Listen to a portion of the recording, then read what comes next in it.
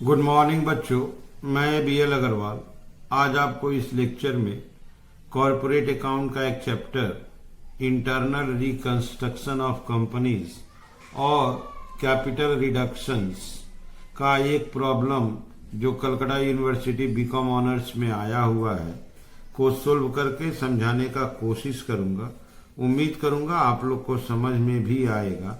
आप लोग सबसे पहले वीडियो को पॉज कर लीजिएगा, क्वेश्चन लिख लीजिए, मेरे साथ धीरे धीरे सोल्व कीजिए। देखिए आपको 100% समझ में आ जाएगा।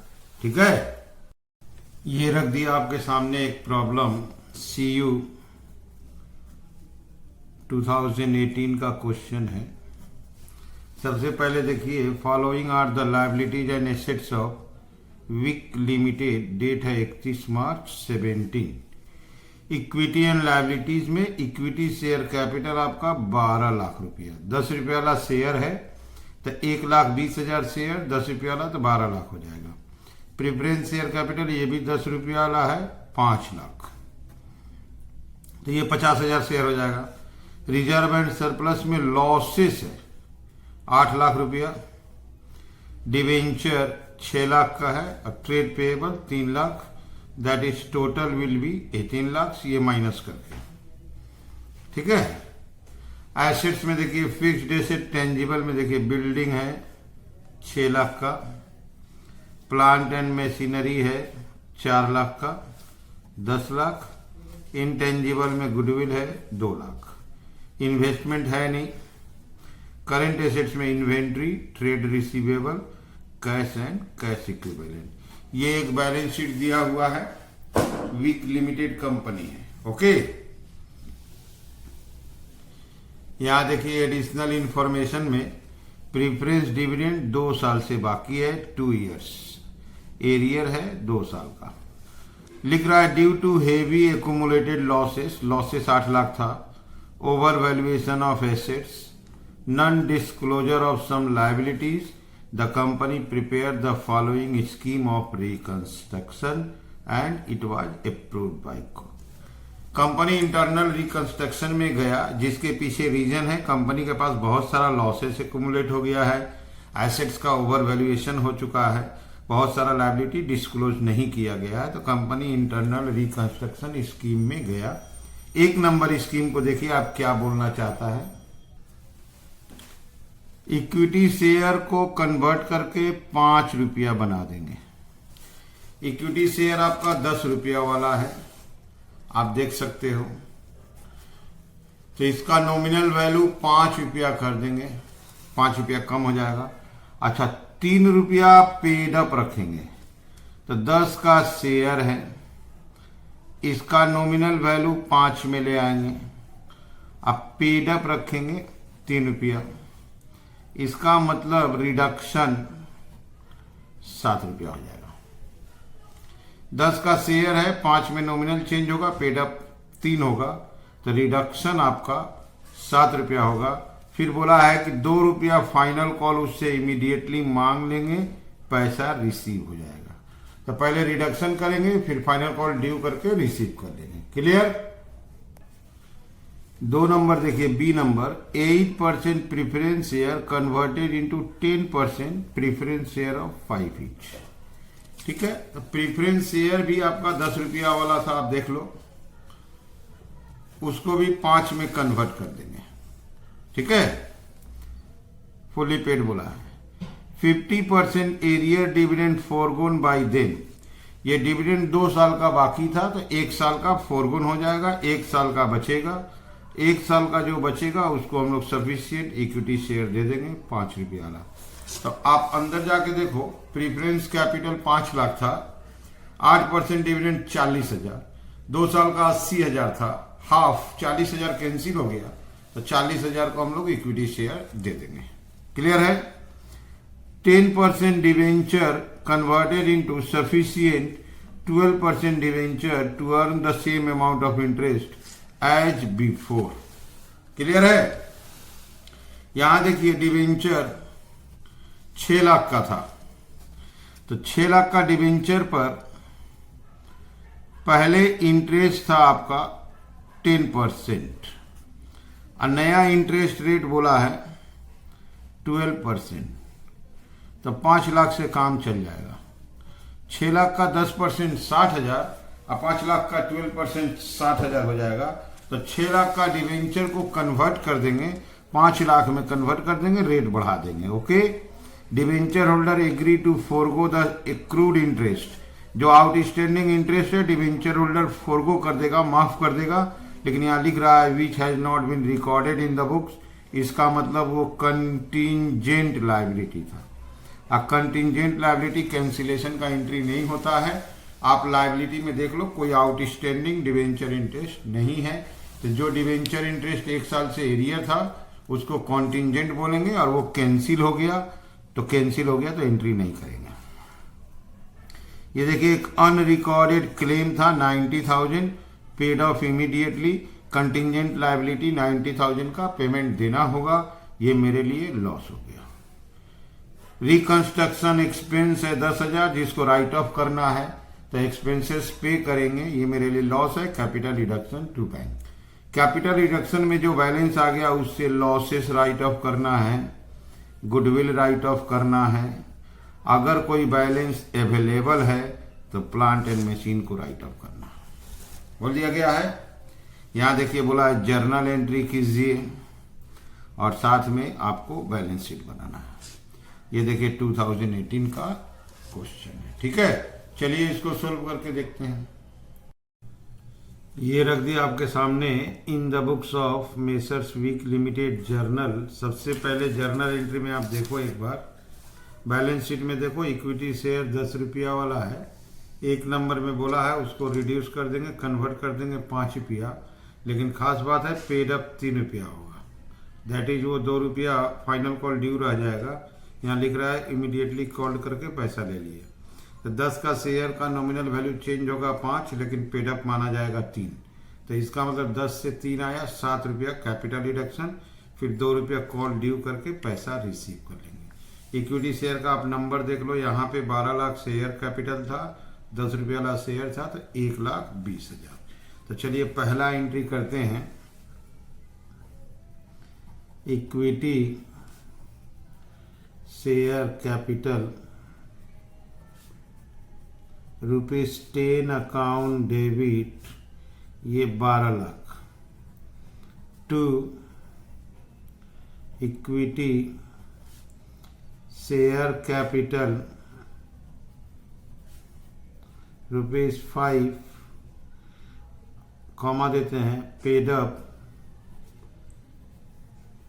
₹3 account.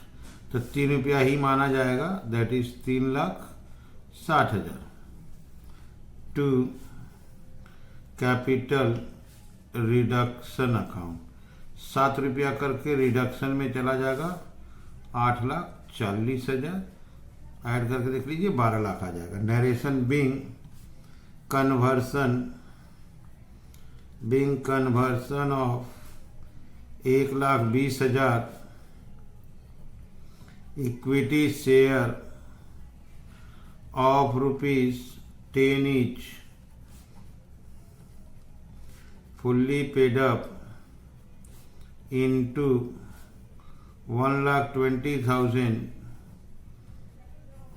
equity share of ₹5 each, comma ₹3 paid up as per reconstruction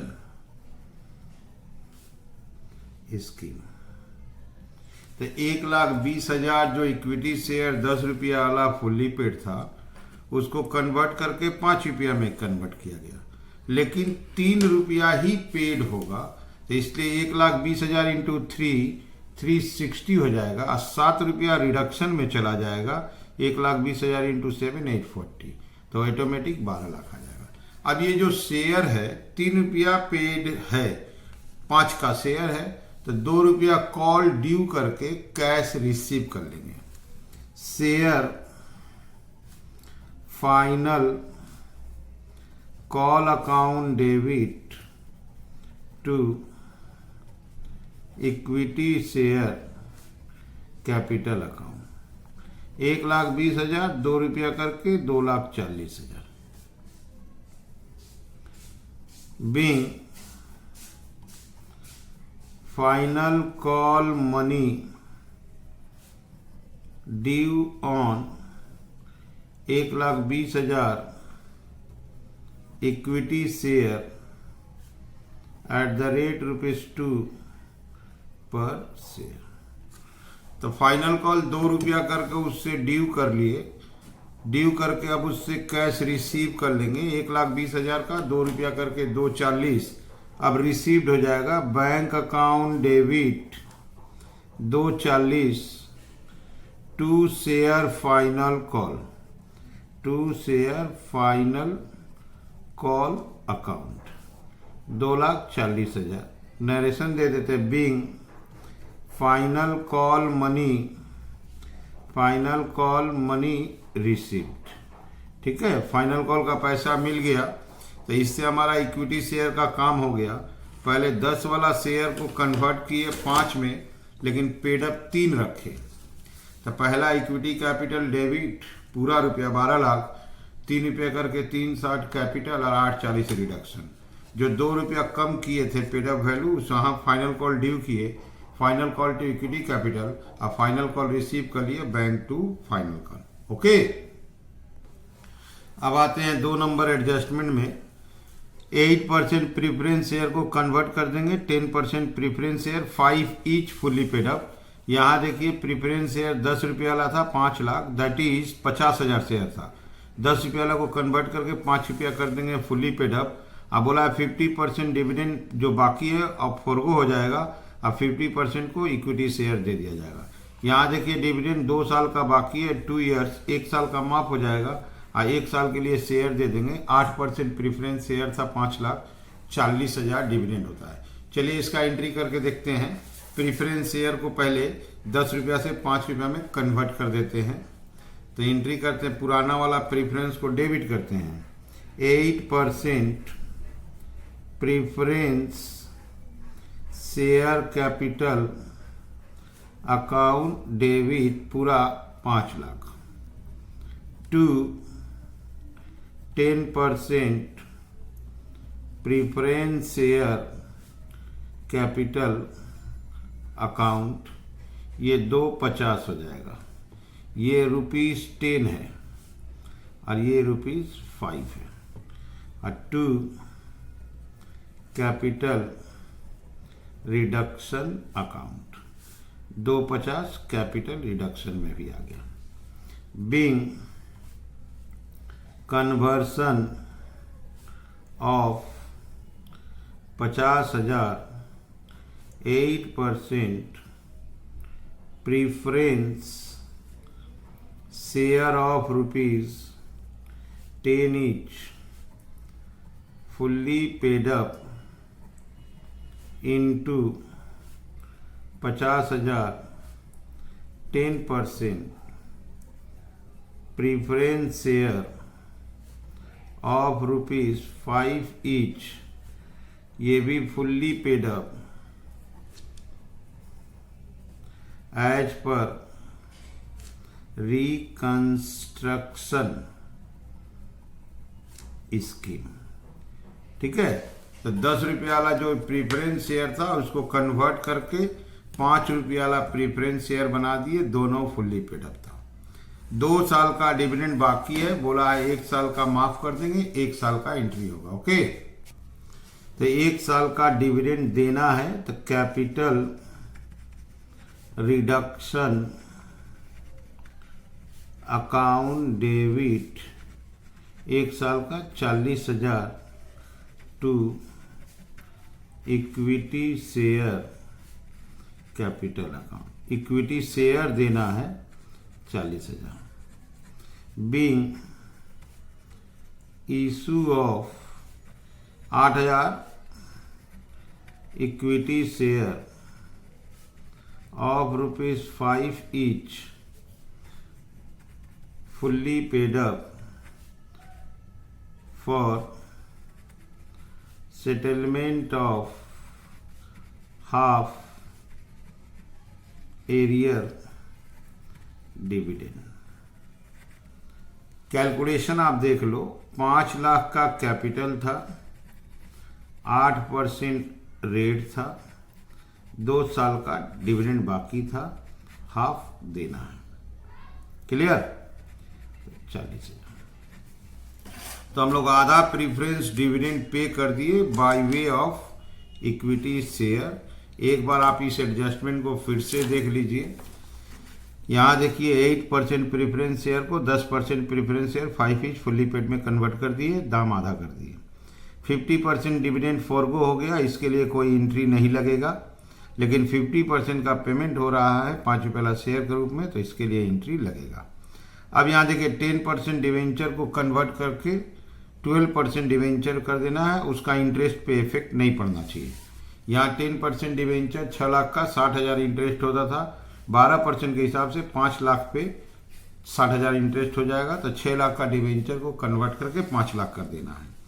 plus और एक बात देख लीजिए, यहाँ पे लिख रहा है कि डिवेंचर इंटरेस्ट बाकी था, कैंसिल हो गया, फॉरगो, लेकिन मेन बात है वो बैलेंस शीट में रिकॉर्ड नहीं था, इसका मतलब वो कंटिंजेंट लायबिलिटी है, और कंटिंजेंट लायबिलिटी कैंसिल का एंट्री नहीं करते। ठीक है,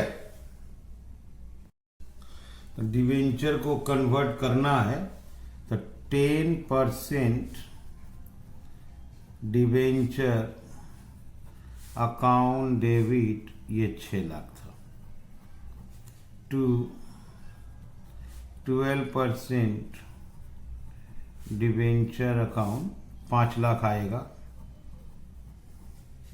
और to capital reduction account, balance आपका 1 lakh, being conversion of ₹6 lakh 10% debenture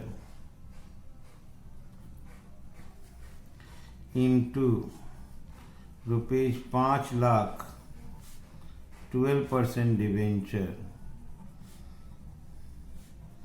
as per reconstruction scheme. Calculation देख लीजिए आप, 6 लाख का डिवेंचर था, पहले 10% इंटरेस्ट होता था, अब 12%, देखिए आप 5 लाख आ जाएगा।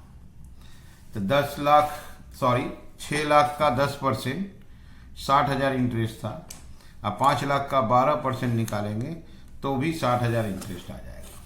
1 साल का इंटरेस्ट एरियर है जो कैंसिल हो गया, उसका एंट्री शो नहीं करेंगे क्योंकि वो एरियर इंटरेस्ट बैलेंस शीट में दिखाया हुआ नहीं था। तो अगर कोई कॉन्टिंजेंट लायबिलिटी कैंसिल होता है तो उसका एंट्री नहीं करते हैं। यहाँ देखिए एक अनरिकॉर्डेड लायबिलिटी है 90,000, उसका पेमेंट करेंगे, और रिकंस्ट्रक्शन एक्सपेंसेस है 10,000, उसका पेमेंट करेंगे। क्लियर है? तो 2 एंट्री करेंगे हम लोग, एक लायबिलिटी पे करते जो अनरिकॉर्डेड है, capital reduction account debit to bank account 90,000। ठीक है, तो इसका नरेशन देते हैं, बीइंग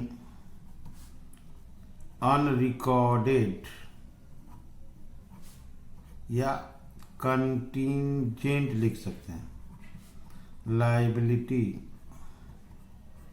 पेड। तो कैपिटल रिडक्शन टू बैंक, एक अनरिकॉर्डेड लायबिलिटी का पेमेंट कर दिए, और एक एंट्री सिमिलर करते हैं, capital reduction account debit to bank 10,000। ठीक है, capital reduction to bank being reconstruction expenses paid. तो 2 पेमेंट था, एक अनरिकॉर्डेड लायबिलिटी का आप देख लो 90,000 और एक्सपेंस का 10,000। अब कैपिटल रिडक्शन में जो भी अवेलेबल होगा, लॉसेस, गुडविल और पेटेंट को राइट ऑफ करना है। ये देखिए लॉसेस पूरा 8 लाख, गुडविल पूरा 2 लाख 10, और कुछ बच जाएगा तो प्लांट एंड मशीनरी। क्लियर है? कैपिटल रिडक्शन का काउंटिंग करते हैं। यहाँ देखिए कैपिटल रिडक्शन 840 क्रेडिट है। यहाँ देखिए 250, 840 और 250 दैट इज 10,90,000। और यहाँ देखिए 40,000 आपका डेबिट है, तो 10,90 में से आपका 40,000 गया तो आ गया आपका 10,50,000। एक बार फिर से देख लीजिए, 840 कैपिटल रिडक्शन क्रेडिट है, उसके बाद 250 क्रेडिट है, 10,90 हुआ और 40,000 डेबिट है, तो 10,50। यहाँ देखिए 1,00,000 क्रेडिट है तो 11,50। यहाँ देखिए 1,00,000 डेबिट हो जा रहा है, 90 और 10, तो 10,50 ही रह गया। तो एक एंट्री लास्ट एंट्री बढ़ाते हैं, capital reduction account debit 10,50,000 to statement of profit and loss. यहाँ पर हम लोग को 8,00,000 का लॉस था, to goodwill account, goodwill written off बोला है 2,00,000, अगर कुछ बचता है तो to plant and machinery account, to plant and machinery account आपका 50,000 बचा है। नरेशन देते हैं, being balance transferred as per reconstruction scheme. तो रिकंस्ट्रक्शन में लास्ट में हम लोग कैपिटल रिडक्शन में जो फाइनल बैलेंस अवेलेबल है उसको डेबिट कर देते हैं, लॉसेस गुडविल राइट ऑफ करते हैं, अब बचा कुचा प्लांट से बोला था प्लांट कम कर दिया। तो सबसे पहले देखिए इक्विटी शेयर को कैपिटल रिडक्शन में लाए, उनका फाइनल कॉल ड्यू करके रिसीव भी किए। प्रेफरेंस शेयर कैपिटल को कैपिटल रिडक्शन में लाए, एरियर डिविडेंड का पेमेंट किए, इसके अलावा डिवेंचर का कन्वर्सन किए। यहाँ पर दो, एक एक्सपेंस है, दूसरा अनरिकॉर्डेड लायबिलिटी पेमेंट किए। कैपिटल रिडक्शन फाइनली बैलेंस बचा क्रेडिट 10,50 तो उसको डेबिट कर दिए। लॉसेस राइट ऑफ बोला था, गुडविल राइट ऑफ बोला था, अब बोला था कोई अवेलेबल बैलेंस हो तो आप प्लांट एंड मशीन को राइट ऑफ कर दीजिएगा। ये हो गया जर्नल एंट्री। चलिए इसको देख के बनाते हैं बैलेंस शीट। ओके, ये रख दिया आपके सामने बैलेंस शीट का फॉर्मेट। बैलेंस शीट में सबसे पहले इक्विटी एंड लायबिलिटीज आएगा। इक्विटी एंड लायबिलिटीज में A number share holders fund, share holders fund में एक नंबर शेयर कैपिटल, और 2 नंबर में लाएंगे रिजर्व एंड सरप्लस। ठीक, non current liabilities, non current liabilities में लाएंगे लॉन्ग टर्म बोरोइंग्स, और सी नंबर लाएंगे आपका करेंट लायबिलिटीज। और करेंट लायबिलिटीज में आपका आइटम था ट्रेड पेएबल। ओके, तो जो जो आइटम है उसी को लिखे हैं और उसी में जो चेंजेज आया है आपको चेंजेज बताते हुए बैलेंस शीट फिलअप करेंगे। ये देखिए प्रीफरेंस कैपिटल 5,00,000 था तो 2.5 हो गया। इक्विटी कैपिटल 12,00,000 था तो 10 से घट के 5 से 3 हुआ, फिर 2 रुपया कॉल मांग के तो 5 हो गया, दैट इज 6,00,000। तो इक्विटी कैपिटल 6, प्रेफरेंस कैपिटल 250। और आपको याद हो तो एरियर डिविडेंड 40,000 के बदले में इक्विटी कैपिटल दिए थे, आप यहाँ देख सकते हो इक्विटी कैपिटल दिए थे। क्लियर है? तो ये हो गया हम लोग का शेयर कैपिटल। Share capital 628 8,90,000। तो शेयर कैपिटल 890। इसका लॉसेस तो समाप्त कर दिए। और डिवेंचर अगर आपको याद हो तो 6,00,000 को कन्वर्ट करके 5,00,000 किए थे। ट्रेड पेएबल में तो कुछ किए नहीं थे, वो 3 लाख का 3 लाख ही रह जाएगा। तो ये हो गया 8 5 13 3 16,90,000। फिर से आप शेयर कैपिटल को समझ लो, 12 लाख का आधा हुआ 6 लाख, इसका आधा हुआ 250, दैट इज 850। एरिया डिविडेंड को प्रीफरेंस शेयर दिया गया था 40,000 का, तो 890। ये लॉसेस खत्म हो गया, ये आपका 5 लाख हो गया, ये 3 का 3 था। अब आते हैं एसेट्स में। फिक्स्ड एसेट में 10 लाख था, अगर आपको याद हो तो प्लांट का दाम कम किए थे 50,000, लास्ट एंट्री में देखिए 2 प्लांट 50 आया था। तो टेंजिबल हो जाएगा आपका 950 और इनटेंजिबल गायब, इन्वेस्टमेंट था नहीं। क्लियर है। अब आते हैं आपका एसेट्स की तरफ। एसेट्स लिखते हैं, एसेट्स में A number non current assets. Non current assets में रोमन 1 देते हैं फिक्स्ड एसेट्स। फिक्स्ड एसेट्स में टेंजिबल, और टेंजिबल 10 में से 50 कम हुआ तो 950 लिख देंगे। और इनटेंजिबल में गुडविल था, और गुडविल राइट ऑफ हो गया, खत्म। और नॉन करेंट इन्वेस्टमेंट अगर लिखते हैं तो नॉन करेंट इन्वेस्टमेंट वैसे था भी नहीं, डैश दे देते हैं। क्लियर है। अब लाते हैं करेंट एसेट्स।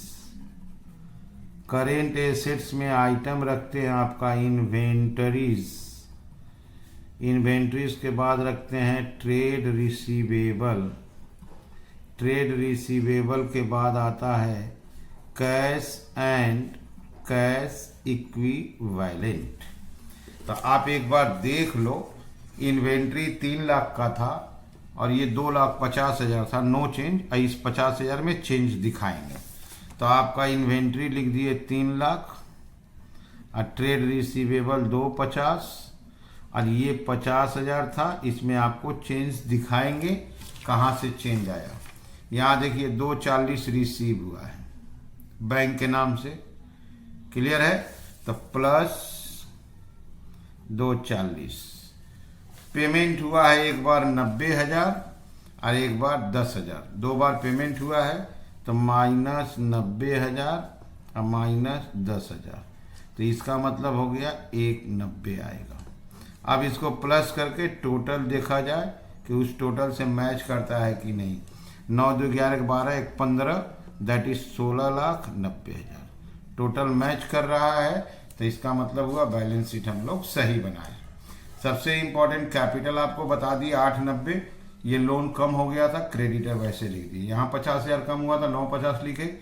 इस दोनों में नो चेंज। कैश देखिएगा 50,000 था, फाइनल कॉल रिसीव हुआ, अनरिकॉर्डेड लायबिलिटी पेमेंट हुआ, एक्सपेंस पेमेंट हुआ, 16,90,000 मैच कर गया।